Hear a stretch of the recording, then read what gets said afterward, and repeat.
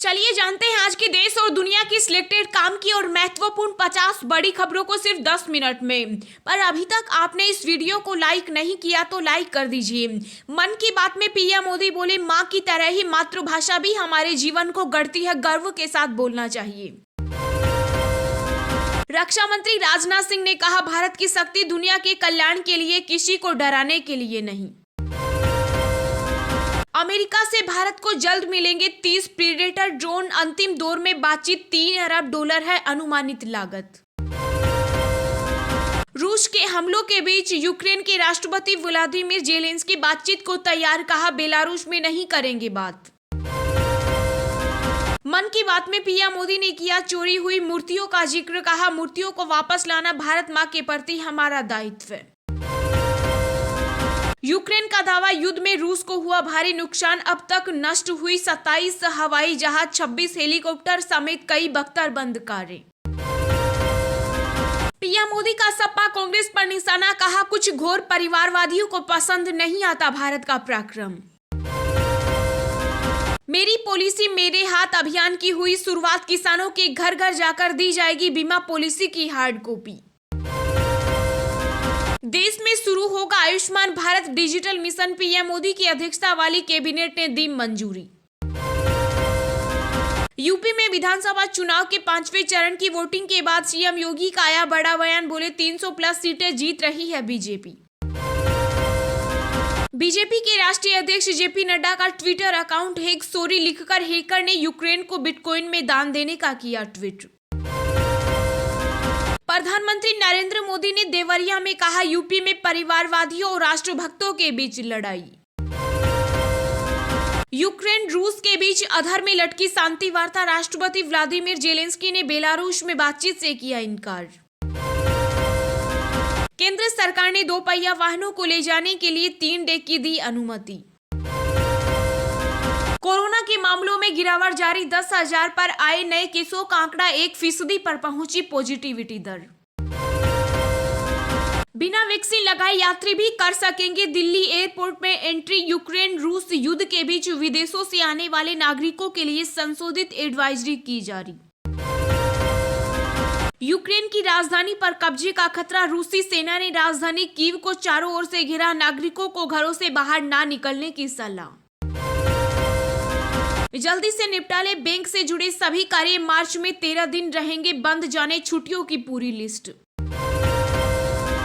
UP के CM Yogi Adityanath बोले, double engine की सरकार में बदली गोरखपुर की पहचान, हर बूथ पर खिलेगा अपना कमल का फूल। 1 अप्रैल से 20 करोड़ रुपए से ज्यादा कारोबार वाली कंपनियों के लिए इलेक्ट्रॉनिक इनवॉइस होगा अनिवार्य। रेल यात्रियों के लिए बड़ी खुशखबरी, जल्द ही 60 प्रमुख रेलवे स्टेशनों पर खाने की डिलीवरी शुरू करेगा रेल रेस्ट्रो। अंतर्राष्ट्रीय जूडो महासंघ ने पुतिन को मानद अध्यक्ष पद से हटाया, रूस बोला हम सैन्य हमले नहीं रोकेंगे। केंद्रीय मंत्री अश्विनी वैष्णव ने कहा, मानसून सत्र तक संसद से पास हो सकता है डेटा प्रोटेक्शन बिल, ड्राफ्ट को निरस्त करने की कोई योजना नहीं। हिजाब विवाद में उपराष्ट्रपति वेंकैया नायडू बोले, स्कूल में यूनिफॉर्म का पालन किया जाना चाहिए, गैर जरूरी विवादों को ना बढ़ावा दे।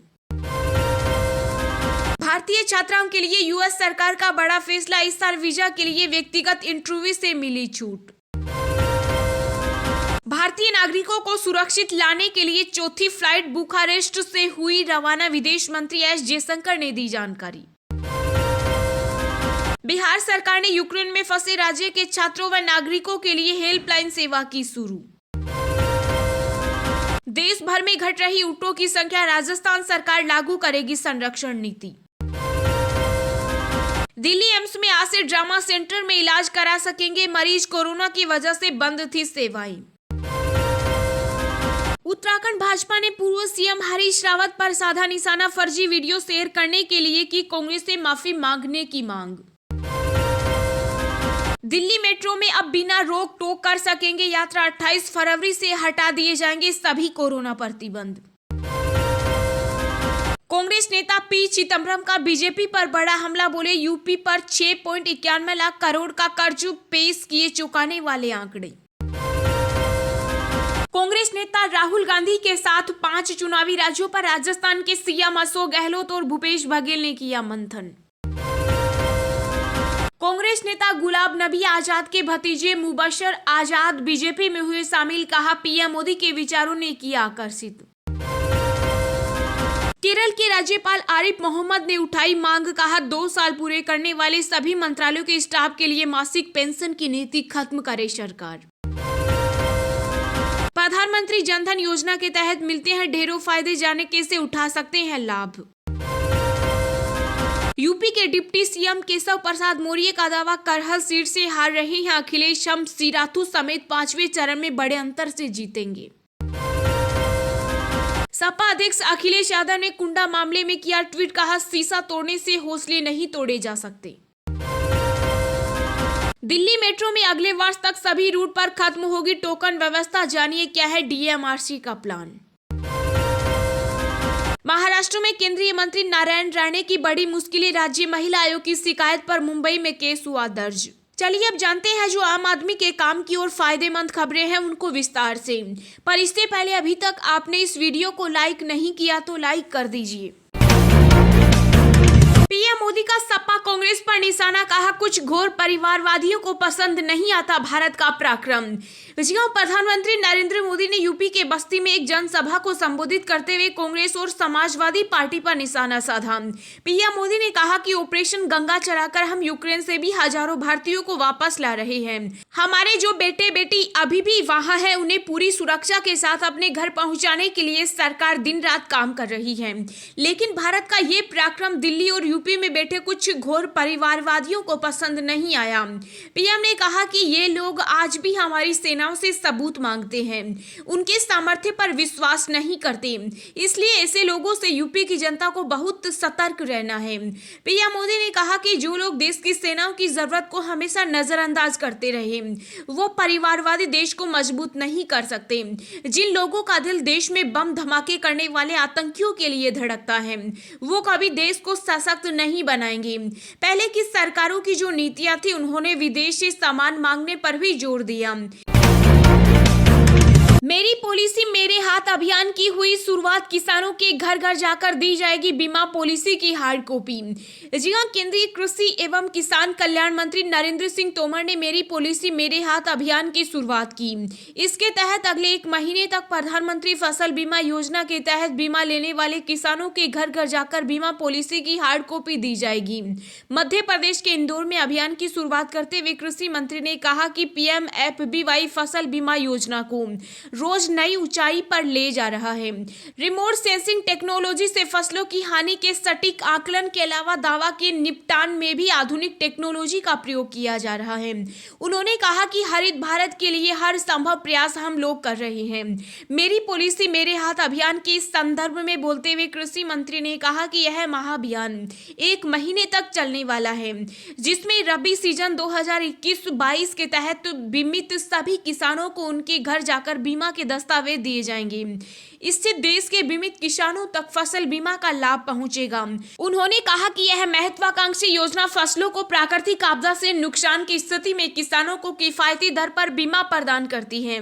फसलों के उत्पादन के बेहतर अनुमान के लिए CCE कृषि ऐप ने पूरी प्रक्रिया को आसान, त्वरित और कागज विहीन बना दिया है। देश में शुरू होगा Ayushman Bharat digital mission, PM Modi की अध्यक्षता वाली कैबिनेट ने दी मंजूरी। जी हां, केंद्रीय मंत्रिमंडल ने स्वास्थ्य और परिवार कल्याण मंत्रालय के central sector scheme Ayushman Bharat digital mission के राष्ट्रीय रोल आउट को 1600 करोड़ रुपए के बजट के साथ मंजूरी दी है। आयुष्मान भारत डिजिटल मिशन को 5 साल के लिए मंजूरी दी गई। एक प्रेस रिलीज में इसकी जानकारी दी गई है। कोविन आरोग्य सेतु और ई-संजीवनी ने दिखाया है कि हेल्थ केयर तक पहुंच को सक्षम करने में टेक्नोलॉजी की भूमिका हो सकती है। जनधन, आधार और मोबाइल ट्रिनिटी और सरकार की अन्य डिजिटल पहलू इस पहल के लिए नींव रखी है। आयुष्मान भारत कार्ड की शुरुआत लोगों को मुफ्त में स्वास्थ्य संबंधी सुविधाओं का लाभ देने के लिए केंद्र सरकार ने सितंबर 2018 में की थी।